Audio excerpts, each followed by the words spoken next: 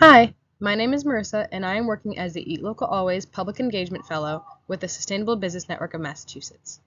Eat Local Always is our seasonal outreach campaign that aims to encourage local community members to support local agriculture year-round.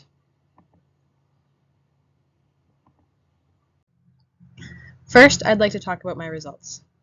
My project will not be complete by the time the fellowship ends, as the campaign runs through the end of August. However, I still have some results to share. Looking at our Instagram and Facebook metrics, we see that our audience is mostly females aged 35 to 44.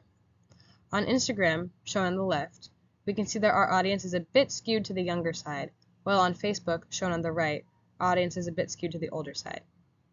We post on both Instagram and Facebook by pairing our accounts and electing to send the post to Facebook as well as Instagram once we post on Instagram. We also found, when looking at the data from our last campaign in May, that posts with collaborators, where one post is posted by another account as well, or two accounts are listed as posters on one post, we see more engagement on those collaborated posts rather than if they're not collaborative. In terms of the impact I hope this project had, I hope that we educated our young audience on the possibilities of their local food system, and that we increased visibility of local food resources. It is important that we keep our local food producers flourishing for the sake of our local economies, community health, environmental sustainability, and equity.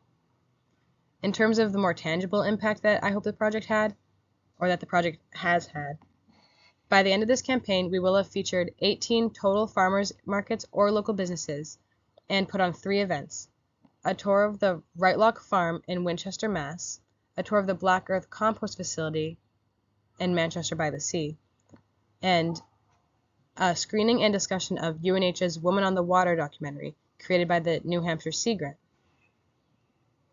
Below I have some examples of posts I've created, so we can see from left to right.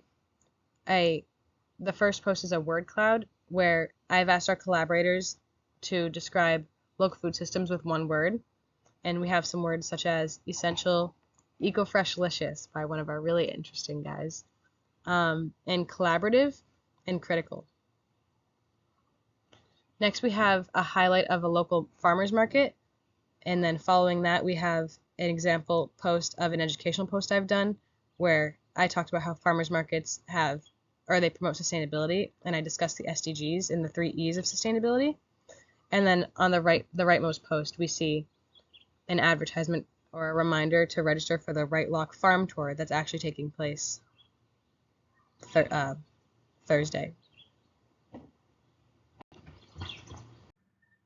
My next steps are to hand off the remainder of the post to be uploaded by one of my mentors, Gabby, for the second 2 weeks of August, since I will have ended my fellowship.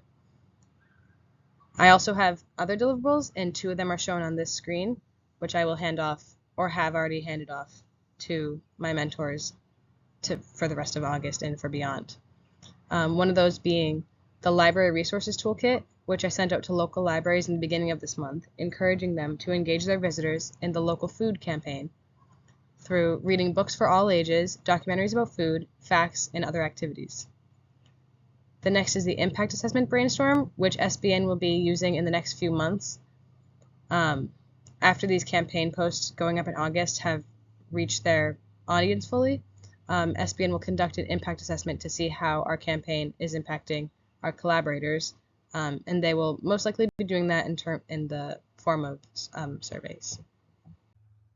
I would like to thank my mentors, Carrie and Gabby, for all of their guidance and support this summer, and I'd also like to thank the Responsible Governance and Sustainable Citizenship Project through the UNH College of Liberal Arts for financially supporting this fellowship. Thank you.